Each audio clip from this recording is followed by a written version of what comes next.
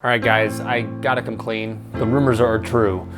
This is my last video in this apartment. So as I bid farewell to the dynasty years in this overpriced LA pad and move into an even more expensive one, I'm gonna call this episode The Last Dance. I hope I make you proud.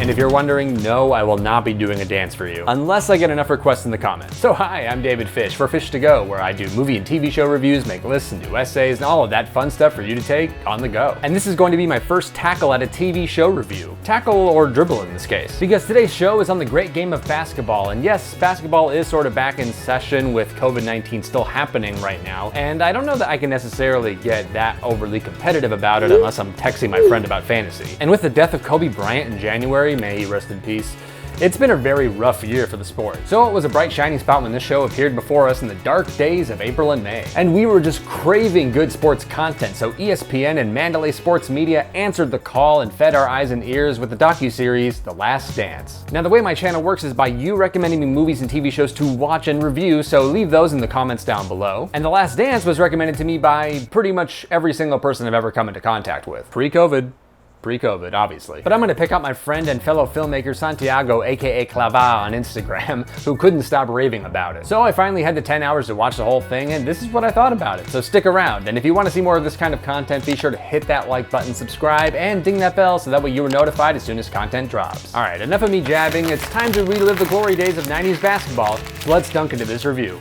Kobe!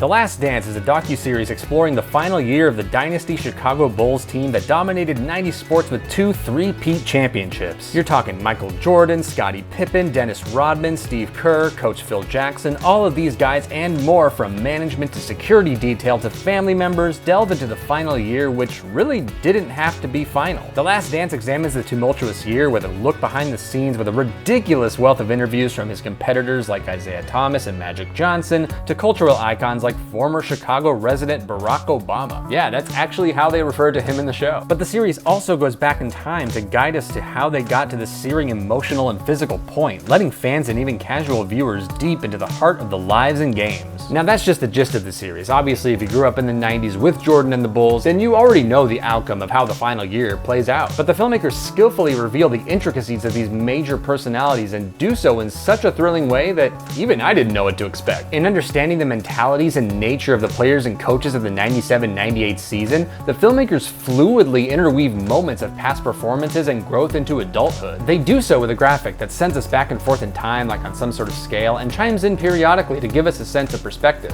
In addition to the sound effect of a ticking clock to amplify the necessity of the information that we need for the future events to play out. Now the first few episodes sort of give you an idea of the structure, but it mostly focuses on a particular player, like Dennis Rodman for example. But that's all just place setting as the story of Jordan's rise to fame and the story of the Bulls takes center stage around the midway point when the series really picks up the emotional pieces, and I was all here for that. You might call me biased since I grew up at the time all of this was happening, and I'm a fan of everyone involved. Hometown pride going to Phil Jackson and the Lakers. Please don't hit the thumbs down button for that. But really, The Last Dance is an amazingly put together docu-series. Like I said, at the midway point we get all the emotional pieces and they coalesce so well into each other by series end. Not that the first few episodes aren't emotional, they are, with understanding Scottie Pippen's upbringing and seeing Phil Jackson's spiritual influences to Mike's struggles with power. But now that we have had the time to collect and assess the information about the individuals, it makes the later episodes all the more gratifying in understanding the psyches that go into the last season, which at the time was the peak of everyone's power, so the filmmakers carefully and masterfully capture that fragility throughout. Director Jason Hehir navigates an incredible amount of information about Mike and the Bulls, and he doesn't necessarily hold back any punches just because of the personalities he's dealing with.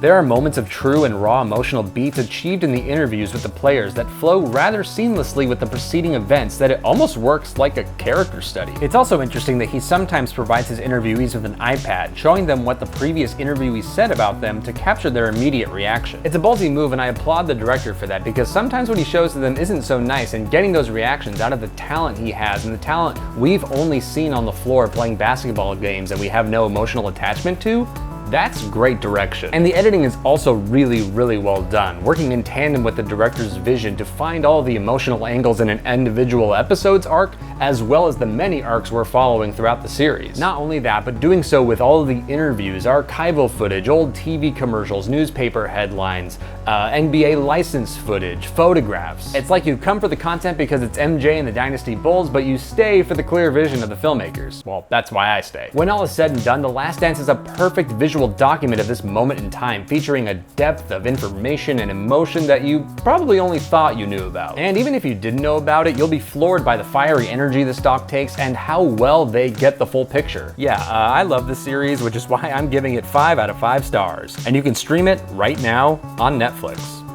So the hype was met, for sure. And I am happy to report how great this show is, so thank you for the recommendation, and now I am on the recommendation train. If you've seen the show, I would love to hear your thoughts on it, and as always, I need more of your movie and TV show recommendations, so be sure to leave all of that in the comments down below. I hope we can debate this series and not debate about Jordan's record, or what your favorite team is, or whether you need to wear a mask. Thanks! If you like this video and want to see more of this kind of content, be sure to hit that like button, subscribe, and ding that bell so that way you're notified as soon as content drops. Thanks again, and take a look around you, because it won't be here next time. But until then, I'm David Fisch, for Fisch to Go.